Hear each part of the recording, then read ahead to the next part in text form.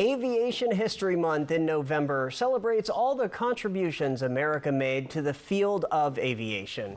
Apple Valley News Now's Dan Hansen tells us how the Tri-Cities played a very important role in World War II.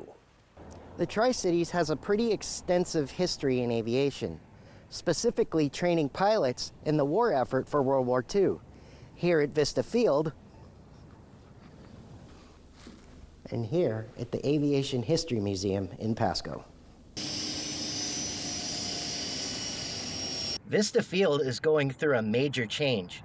But more than 60 years ago, World War II Navy pilots trained right here in the region. Tana Bader-Englima, the deputy CEO for the Port of Kennewick, says Vista Field opened in 1940, serving aviation buffs and the agricultural community. However, in 1941, Pearl Harbor happened, and it became a naval station. Navy leased it and started using it as an outlying area for training aviators who were going to fly in the Pacific Theater. And so Vista Field itself was unique in the fact that during World War II, for the training, they actually put in some metal planking to simulate the deck of the USS Lexington. Those metal planks are still there today with the Port of Kennewick's Open Air Pavilion project. They plan to use the planking as a way to showcase the historical aspect of Vista Field. The aviators didn't keep their planes at Vista Field. They stored them at the naval base, which is now the Aviation History Museum.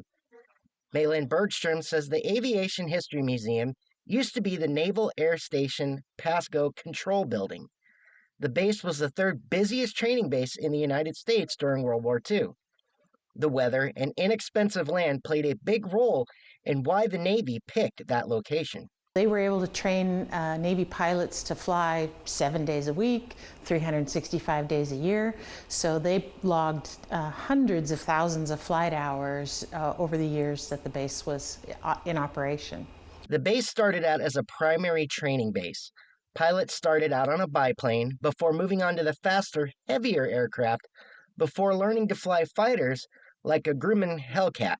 Bergstrom's family is a part of the aviation history here in the Tri-Cities since 1965.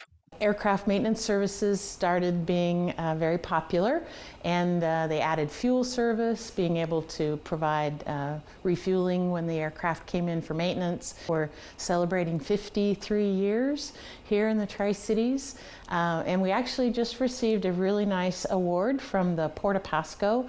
Bergstrom Aircraft is the longest running tenant with the Port of Pasco. Bader-Englima says while Vista Field is changing, she says preserving the history of the field plays an important part. We want to honor that history by providing some information and incorporating that material back into the new pavilion project so people understand why this space was unique and what Vista Field meant. If you want to learn about more aviation history in our community, just visit our website, applevalleyNewsNow.com. Reporting in Pasco, Dan Hansen, Apple Valley News Now.